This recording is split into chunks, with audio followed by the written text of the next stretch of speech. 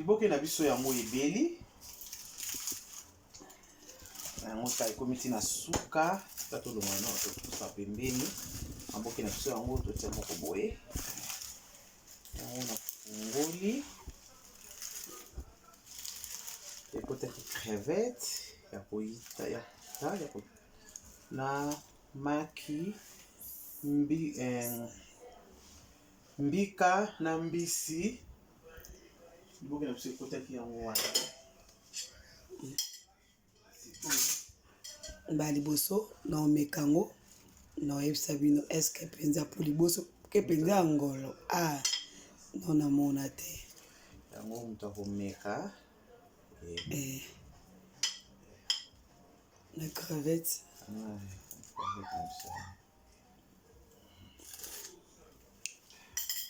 ya ngolo na mbika na crevette ya kokauka liboke na biso yango wana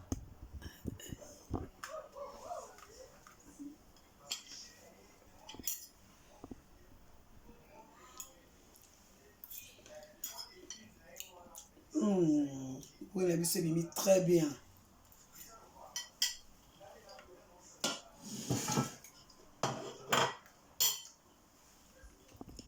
C'est malgrâce à Meki Liboke. Vraiment, na kosa bino te.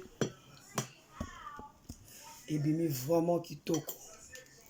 Na mekape mbisi c'est que mbisi elembite.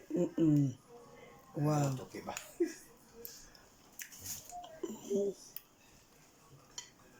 nayebi yo création kitoko makasi. Wow. Vous s'abonner, vous santé ko s'abonner, ko partager. Ezaki mama mami sendeke yem talambeli biso. Donc nake omeka nga nazolia. Soki po lingola ndabwe kabwe ko bosa santé mbala sima toya.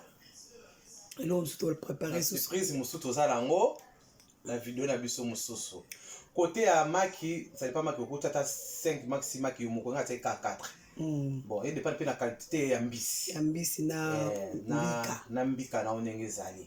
D'accord. Next vidéo to aso na surprise musuto kitoko. Abonnez-vous massivement na Marie Grâce Mpimbo. YouTube na biso.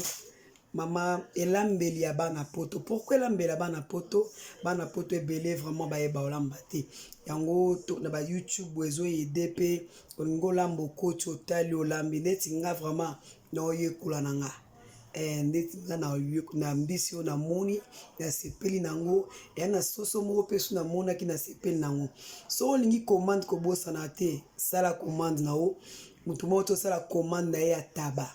Ya mutu ataba abi samedi na osala te na vanda na ndako na liango kitoko na papa na semol sala commande soza musika to sololi ba délivrer leo livraison partout na Londres. Merci. So po biloko fête kaka yo benga toza wana pona bino. Merci. Bye bye.